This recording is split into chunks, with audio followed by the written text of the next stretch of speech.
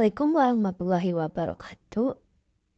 Kami dari kelompok 1 akan mempresentasikan hasil studi kasus kami tentang perancangan basis data sistem informasi pada apotek. Untuk latar belakang sendiri, apotek itu adalah layanan penting di bidang kesehatan yang menyediakan obat-obatan untuk masyarakat. Dalam operasionalnya, apotek membutuhkan sistem terstruktur untuk mengolah stok obat, transaksi, dan pelanggan dan supplier. Sistem manual sering kali menimbulkan masalah seperti kesalahan pencatatan, sulitnya melacak transaksi, dan membuat laporan yang lambat. Maka diperlukan perancangan basis data yang dapat membantu pengolahan apotek menjadi lebih mudah, efisien, dan akurat. Oke, saya akan melanjutkan apa yang telah disampaikan oleh Mbak Adelita. Di sini ada tujuan penelitian. Tujuan dari perancangan basis data untuk apotek adalah yang pertama, mempermudah pengolahan stok obat. Yang kedua, mencatat transaksi penjualan dengan akurat. Yang ketiga, mengolah data supplier. Yang keempat, meningkatkan efisiensi operasional. Dan yang kelima atau terakhir, meminimalkan kesalahan manual. Selanjutnya, sini ada langkah-langkahnya. Yang pertama, proses pertama yaitu pembuatan IRD. Yang kedua, sini konversi IRD menjadi RAT atau RAT. Yang ketiga, sini ada normalisasi. Di sini ada standarnya, ada 1 NF, 2 NF, dan 3 NF. Yang keempat, sini ada pembuatan DDL menggunakan SQL. Dan yang terakhir, yang kelima, pembuatan DML menggunakan SQL. Baiklah teman-teman, slide selanjutnya yaitu ada pembuatan RD. Pembuatan RD itu kita memiliki komponen entitas dan atribut. Di komponen entitas kita memiliki karyawan, faktor penjualan, pelanggan, obat, supplier, dan faktur supply. Di entitas karyawan kita memiliki atribut ID karyawan, nama, alamat, kota, status, dan nomor telepon. Di entitas faktor penjualan kita memiliki atribut nomor, tanggal, ID karyawan, ID pelanggan, ID obat, jumlah, total, pajak, sama total bayar. Di entitas pelanggan kita memiliki atribut ID pelanggan, nama, alamat, pekerjaan, jenis kelamin. Terus entitas obat kita ada ID obat, nama, jenis, harga, stok ID, supplier. Entitas supplier kita ada ID supplier, nama, alamat, kota, dan nomor telepon. Di entitas faktur supply kita memiliki atribut nomor, tanggal, ID supplier, ID karyawan, jumlah obat, total bayar. RD, pembuatan RD ini bagiannya.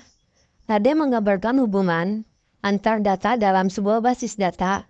Dalam konteks apotek, RD akan menunjukkan bagaimana data-data seperti obat, pelanggan, karyawan, dan transaksi penjualan saling terkait. Ini merupakan contohnya ya teman-teman. Di menu karyawan tuh ada ID karyawannya, terus ada namanya, ada alamatnya, terus kotanya sama statusnya.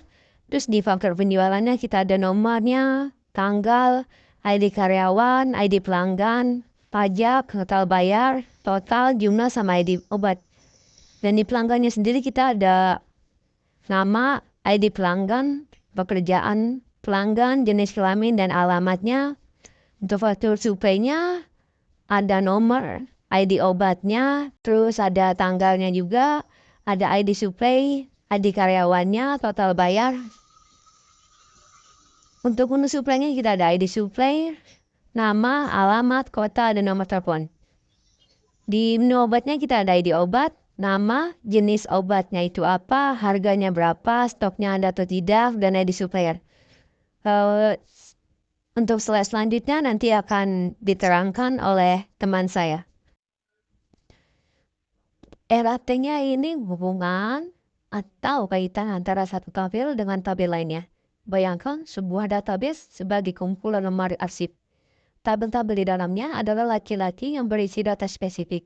Misalnya data pasien, data obat. Ini proses konversi ERD menjadi relasi antar tabel atau RAT dalam basis data. di sini terbagi menjadi 3. Yang pertama, tabel-tabel utama yang berisi karyawan yang menyimpan data karyawan seperti ID, nama, alamat, kota, status, nomor telepon. Terus, pelanggan yang berisi informasi pelanggan seperti ID, nama, kerjaan, jenis kelamin, dan alamat.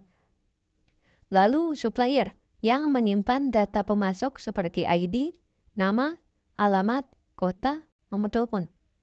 Terus, supplier yang menyimpan data pemasok seperti ID, nama, alamat, kota, nomor telepon. Dan obat yang berisi data produk obat seperti ID, nama, jenis, harga, stok, ID supplier. Yang kedua ada tabel transaksi meliputi faktor penjualan yang menyimpan informasi transaksi penjualan seperti nomor, tanggal, ID karyawan, ID pelanggan, ID obat, jumlah, pajak, total, dan faktor supply yang berisi data pengadaan barang dari supplier. Nomor, tanggal, ID supplier, ID karyawan, jumlah obat, dan total.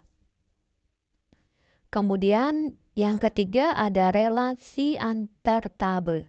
Meliputi karyawan terhubung dengan faktor penjualan dan faktur supply. Lalu pelanggan terhubung dengan faktor penjual. Dan supplier terhubung dengan obat dan faktur supply. Dan yang terakhir obat terhubung dengan faktur penjualan. Proses normalisasi dalam basis data yaitu langkah untuk mengorganisasi data agar lebih terstruktur, menghilangkan duplikasi, dan memastikan integritas data. 1NF. Data disusun sehingga setiap kolom hanya mengandung satu nilai. Pada tahap ini, tabel masih mengandung banyak duplikasi data karena semua informasi terkait dimasukkan ke dalam satu tabel. Lalu yang kedua, 2NF. Tabel dipecah berdasarkan partial dependency. Setiap atribut non-primer sepenuhnya bergantung pada kunci utama. Contohnya, informasi karyawan, pelanggan, dan obat dipisahkan ke dalam tabel yang lebih spesifik. Terus ketiga, NF. Menghilangkan transitive dependency, yaitu atribut non-primer hanya bergantung pada kunci utama.